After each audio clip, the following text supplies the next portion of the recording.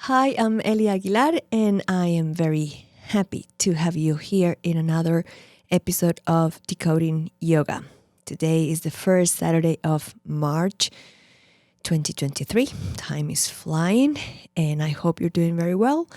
I excuse myself from the beginning, because I've been a little bit sick, so if you hear my voice a little funny, it's because of that. But here we are.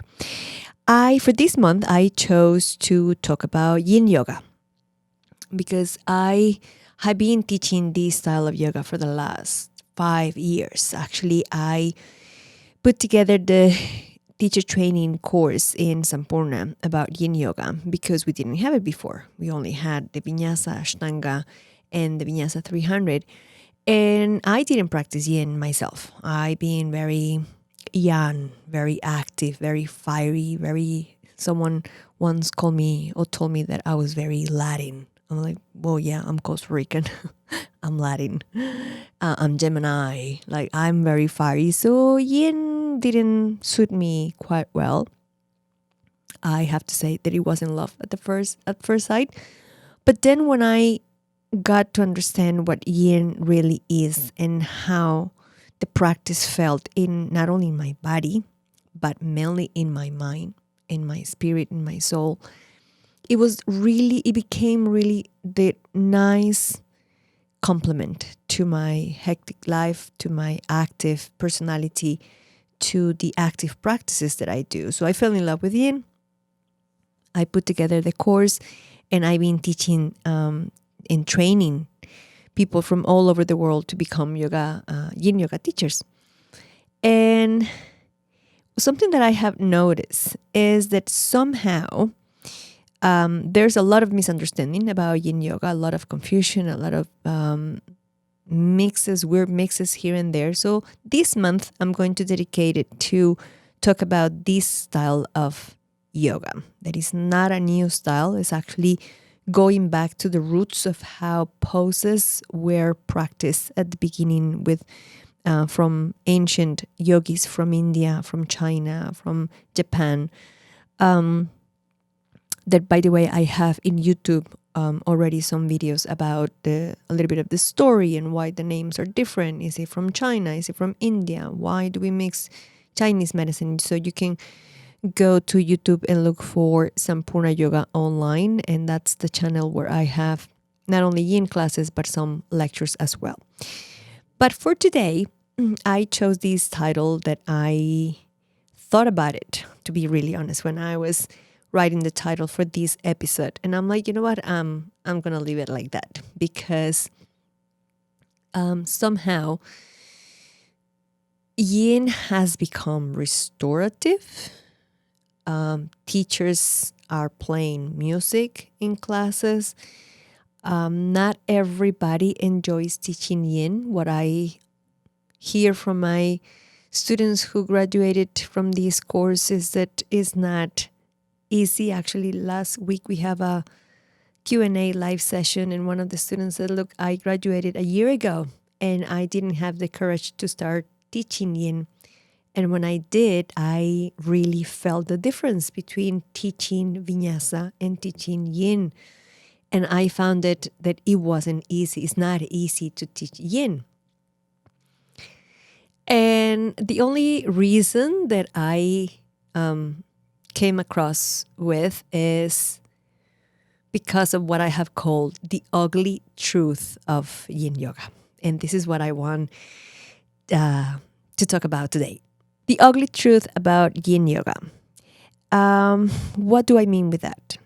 If you have practiced yin yoga, or if you have taught a yin yoga class, you know that people don't smile when they're practicing yin. Honestly, we don't smile when we are practicing asanas or pranayama or meditation, or when we are at the gym, when we are running, when we are cycling.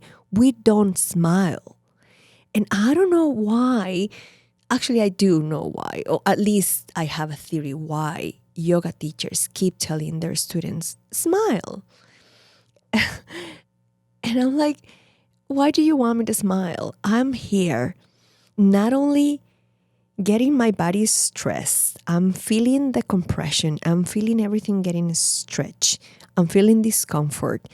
If I'm doing yin, I have to be here for 3 to 5 minutes in this discomfort. A lot of emotions, a lot of sensations, a lot of things are arising that maybe are not happy thoughts.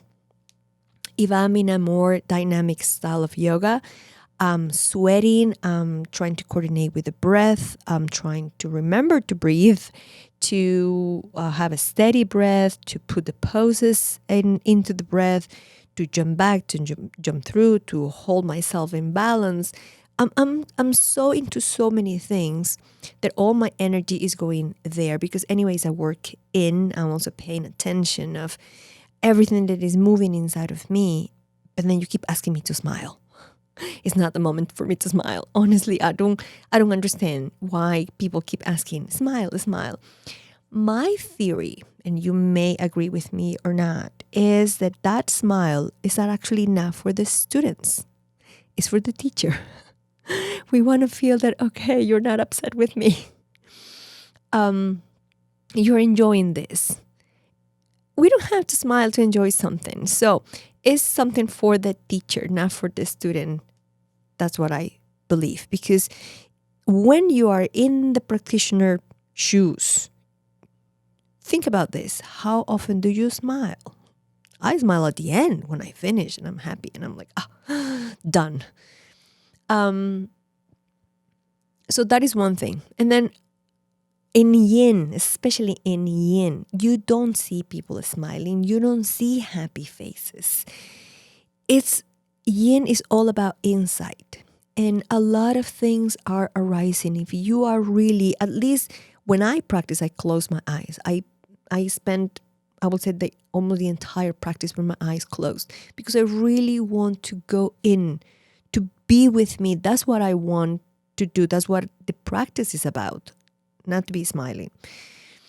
So all of this is the response, at least for me, the why we have put so many layers on top of the yin practice, such as propping everybody with everything. And now we have made restorative out of yin.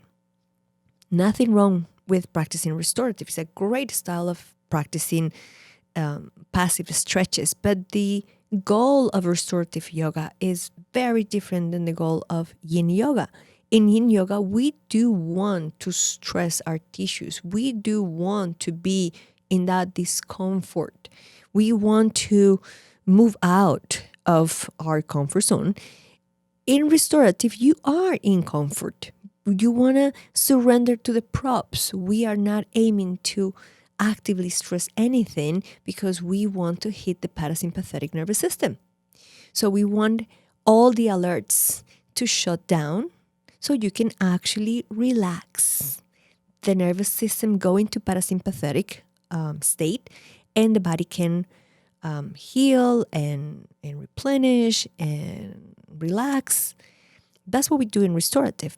In yin, that's not exactly what we want. Eventually, we will hit the parasympathetic nervous system at the end, same as we do with other styles of yoga when we go to Shavasana. But when we are in the pose, in the poses, we really want to give the space for that area that we're targeting, the space to be stressed and to be not very happy because we are opening spaces in the tissues, in the fascia, in the muscles, in the joints, and also in the soul, the spirit, the mind.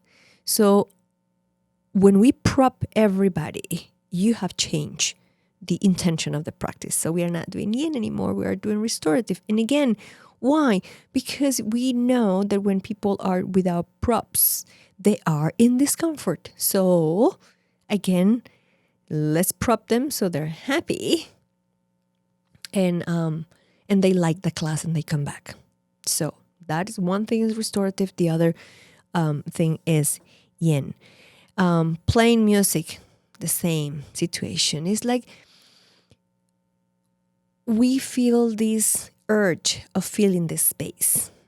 So let's put it music. And I already have discussed this a lot, and people say, oh, but mantras and chanting and all that. Yes, but mantras and chanting are different. You are creating sounds with your body, and you're creating vibrations with your own body. So it's part of the process, but it's nothing coming from the outside. So that's a different story. And one that goes with music and sound, one very important topic that we discussed in this live session was about silence. And this student who was teaching for the first time, she said, I didn't know what to do in those moments of silence. So I was thinking, should I say something? Should I do something?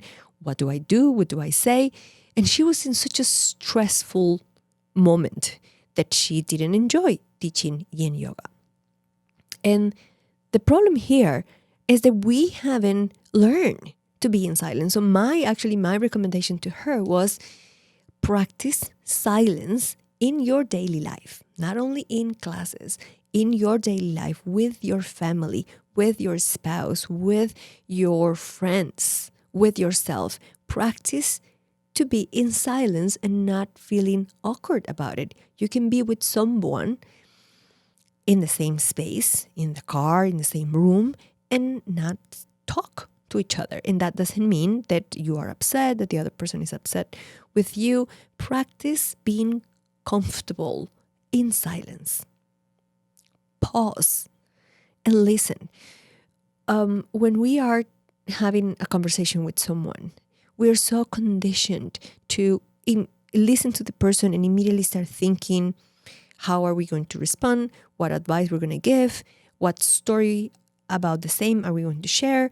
What story of my story I'm going to share with this person? We're thinking, what am I going to say? Instead of just pause. Don't think. Don't react. Listen. Pause. Observe. Be there. Be with the person. Hold the spaces of silence. I don't know, maybe because I'm a psychologist and I was trained in this, because psychologists, we have to be trained in holding spaces of silence. If you have been into therapy, you will notice that your psychologist will be observing you, looking at you, not saying anything. Giving you space to think, giving you space to analyze, giving you space to do your insight. So in yin is the same, but if we don't practice these things outside of the classroom, outside of the shala, it will become very ugly when we come to practice yin. So the ugly truth about yin yoga, which at the end for me, it makes it a beautiful practice, is that yin yoga is a practice that is going to make you uncomfortable. Whether you are the one teaching the class or you are the one practicing the asanas, is going to make you uncomfortable. Yin yoga is a style of yoga that aim to take us out of our comfort zone, because the only way to grow, the only way to change, the only way to become better, it's in the discomfort zone. If we stay when we feel comfortable and happy all the time, we won't learn anything new. We won't pay attention to anything. We won't grow. We won't look for new tools, new skills to face that ambience that is making us feeling uncomfortable. So that is the ugly truth, that it makes yin a beautiful practice. It's going to make you uncomfortable, and we have to learn to be happy and content in discomfort. So I hope that you get in love with yin the same I have done, to understand and to respect and to honor all the things that are going to come up as a yin yoga teacher and as a yin yoga practitioner. And I'm pretty sure that in the moment that it clicks in your mind, in your body, in your spirit, you will become a fan of this style of yoga that is a great complement to our hectic lives. Anyway, thank you so much for listening. Next week, I'm very excited because it's a very special episode for the show. So I hope you can be with me next Saturday. Take care and hear you and see you very soon. Hi, and thank you so much for watching this video. After so many years of teaching in yoga teacher training courses, I realized that a lot of people don't understand exactly what yoga is, or they have a lot of misconceptions and doubts. And that's why I created the podcast Decoding Yoga.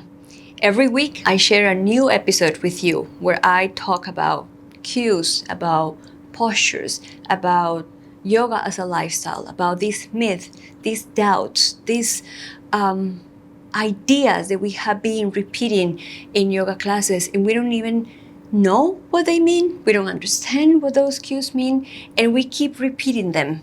So we have repeated so many times that we believe they're true.